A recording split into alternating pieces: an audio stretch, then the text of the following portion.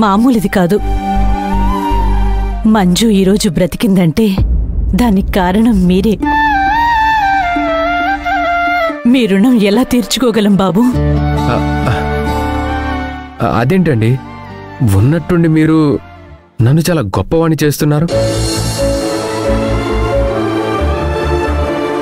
ఇప్పుడు కూడా నేను మీకు నిజం చెప్పకపోతే నేను పెద్ద తప్పు చేసిన వాడిని అవుతాను. ఏంటి బావా అది? సత్య గారు, ఇప్పుడు అదంతా అవసరమా? హాసిని ఏమీ లేదు, వదిలే. లేదు లేదు, ఆ విషయం చెప్పకపోతే నాకు తృప్తిగా ఉండదు. సత్య గారు, చెప్తే నేను అసంతృప్తిగా ఉండాల్సి వస్తుంది.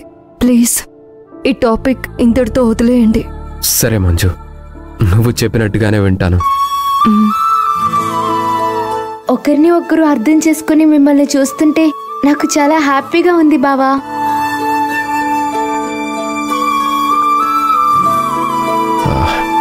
చూడు హాసిని, మంజుకి శారీరకంగా మానసికంగా విశ్రాంతి చాలా అవసరం. మంజు విషయంలో నేను ప్రత్యేకమైన శ్రద్ధ తీసుకుంటాను. మీ ఇంట్లో మంజుకి రెస్ట్ దొరకదని నా అభిప్రాయం. కారణం ఆ త్రిపుర ఏదో ఒక మాటని కావాలనన్నా మంజు తట్టుకోలేదు.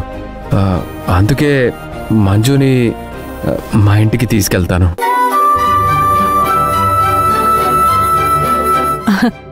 లేదు బాబు, మా ఇంటికి తీసుకెళ్తాం.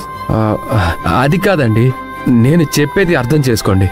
ఆ త్రిపుర సంగతి నేను చూసుకుంటాను బావా. అమ్మ చెప్పినట్టు అక్కను మా ఇంటికి తీసుకెళ్తాం.